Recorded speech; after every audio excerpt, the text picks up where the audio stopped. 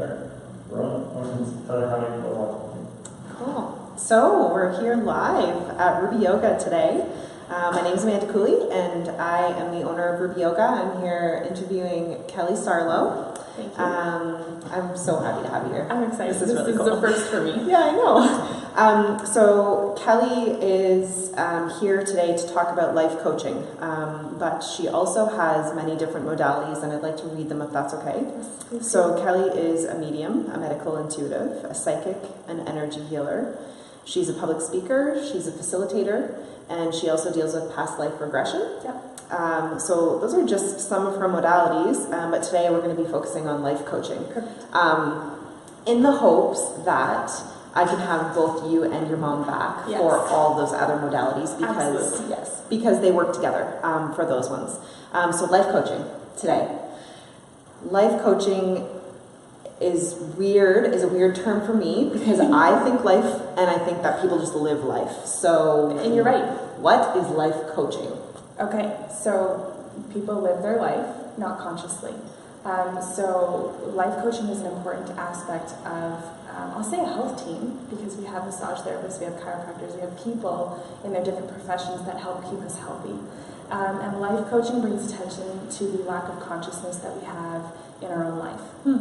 So in our relationships, in the decisions that we make based on our careers, in all different aspects really, it helps us evaluate the intention with which we make decisions, the intention with which we speak, and how we do go about living, as you put it, so that we're in a little bit healthier patterns, we have healthier habits, and it's creating the feelings that we want to feel, right?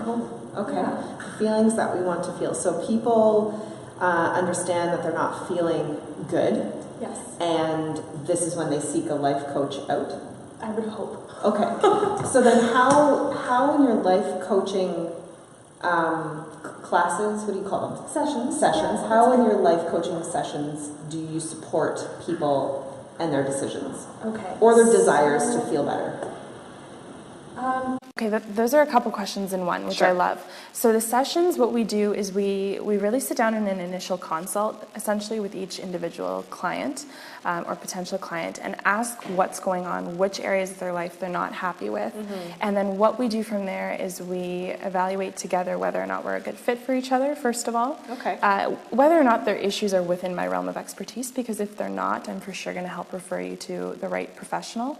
That's nice. And then when we go from there, if you are a good fit and we are a good team, my job as a life coach is to break things down into manageable pieces, because that's what people struggle with the most. They know they want to change, they're not sure what it is. So I help identify what that change is going to be, and then help them with each of those steps in implementation. So if it's implementing something in their own life, privately, where they're gaining confidence, they're gaining more creativity, they're understanding how to use, how to better use their time. That's an individual thing, but then also supporting them in the conversations they have with people in their life, because implementing change involves everyone around us. And implementing change doesn't happen overnight. No. So when people call to book sessions, they're not going to book one session with you, correct? Right. Okay, so what does that look like as far as many sessions, 3 sessions, 5 sessions? What do you put together for them? That's a good question. Okay. It's always on an individual basis, and I feel like a broken record, but that's okay, and maybe someone needs to hear that so they're not feeling like they're generalized, because a lot of people seek out life coaching and think they have a very unique situation, and it's good to know that you do, and that the way that I frame or design programs is unique to whatever your needs are. So those sessions are designed around what you've identified as your stressors in your life, or the areas that you're not happy with, essentially. And what I really encourage people to do is join or sign up for a program, which is usually 3 to 6 months long, where we see each other every 2 weeks, because what happens in that time frame is we sit down and address where you want to implement changes, and then you have that 2-week time frame to go away and actually implement those things, have the experiences with the people that are in your life or the job that you're wanting to adjust, and then come back and see if those tools have actually worked the way we intended for them to work. Very cool. And if not, reevaluate and kind of readjust the action plan. So I'm there as a support system. I'm there as someone who brainstorms with them to make all those changes possible. Awesome. And okay, so I'm not really sure how to ask this question. That's okay. We'll stumble through it together. What like top 3 clients that would come to you seeking help are people that... You mean in terms of their needs? Yeah. Or their personal like, characteristics? No, I'm in terms of their needs. You know, like I'm sure you see certain types of people more often than others that are seeking your help. Yeah, and actually, interestingly enough, I see fluxes in times of year. Okay. So a lot of people come for anxiety around September or around the holiday season because, you know, they're being confronted with a lot of family issues or friend issues and traditions that just don't fit in their life. So there is a flux in terms of the time of the year.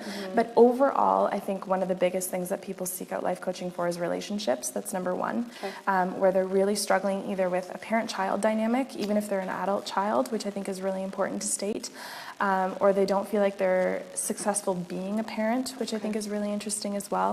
But then the significant other relationship too. And there's a lot of different, I'll say, subcategories under relationships because they can be happy with the way that they function as a team in the home, or maybe even a team as parents, but not be happy in the bedroom, or not be happy with the excitement they feel, you know, when their partner walks through the door and wondering why that's gone away. Okay. So relationships is number one. For sure, lately, career has been a huge one. Okay. People wanting to transition either out of a career or they've been laid off. That's something that's hit North Bay very huge in the last 2 years, where they've been pushed out of their job and they're looking for their purpose. And some are really happy and excited about it, and some of them are very bitter about it. So it's readjusting the perspective and then also readjusting the intention. Okay. So career, relationships, and anxiety. Anxiety is one of the biggest things. You know what? That's probably really nice for people to hear. Yes. Because the statistics for people suffering with anxiety these days is quite high. Yeah. So that's nice that people are seeking you out for these types of things. So talk to me a little bit more about that. Just anxiety specifically? Yeah. I've seen it in a lot of different clients and all different ages. So I've dealt with university students who, are transitioning out of high school and going into university where they don't know how to cope, and that's okay. And that's allowed. We're not prepared for what life hands us. You know, anxiety with death and dying, whether or not it's your own mortality or you're struggling with someone who's dying around you.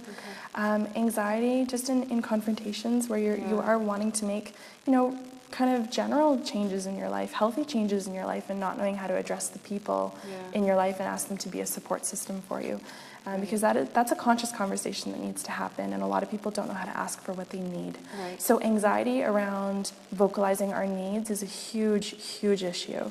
And so those tools that we deal with in life coaching allow people a little bit more comfort and direction. That's really neat. So in these sessions, you show them how to consciously communicate so that they can make the changes that they want. Yes. And then let's say you have a client that you set up this program and you said, you know, you give them their homework. Yep, essentially. And then they walk away and they come back 2 weeks later and they haven't done anything. What happens? Well, there's a conversation that happens first, but I also fire clients. And I like telling people that because it fits with the authenticity of what a life coach is. It's holding you accountable to the changes that you want to make and the effort that you're going to put into it. And when I see that people aren't putting that effort in, I'm not just going to take your money. It's an admittance on both parts to say you're not in this, and so I'm not going to waste my time or your money. And so maybe reevaluate when you're ready to come back and you really do want to make those changes, because it's all about timing. It's all about when you hit that tipping point of needing it versus just wanting it, and those can be two very different things. Okay, that's cool. So you set up a program for them according to their needs. You teach them about conscious communication. You support them for 3 to 6 months, and then send them on their way. I guess if they want to leave, sure, there's freedom in that. But no, we always reevaluate. So with 1 or 2 sessions left, I always kind of check in with that client and say, you know, I know how I see your progress. Where do you see your progress? Do you need time? Do you need a break from life coaching to just focus on the things that we've implemented?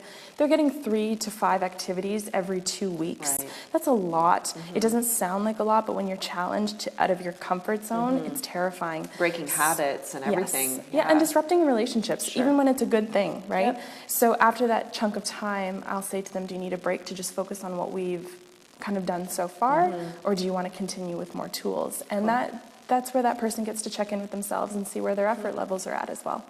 But I'm a continuous support so long as they're reaching out and wanting me. That's really cool. And I love that. Nice. So, okay, so life coaching, tools for communication, tools for change, great support network from you. And thank you. You're recapping this perfectly. It's awesome. And then how do we get a hold of you? You know what? Telephone is the best way, 705-845-9066. Right. But I also really encourage people to go to the website first and foremost. It's kellysarlo.com. I think we're doing a little close-up here. And the reason I push people toward the website is that there's more information if you're wanting to read up for personal issues or just want the privacy and the time to kind of digest what I offer. There's a Meet Kelly section and a drop-down section under that's all about life coaching. And speaking to the other modalities as well as life coaching, there's a video section where people can actually listen to 2 to 5 minute videos with common questions that you're going to have. That's cool. That's really cool. And I know from being on your website pretty much every day. Thank you. It's so pretty and it's so inviting. You can also like request certain things, right? So talk to me a little bit about that before we wrap up. There's a request for sessions, so you can click book with Kelly, choose which modality that you're looking for. I know you named them at the beginning, but life coaching is an option.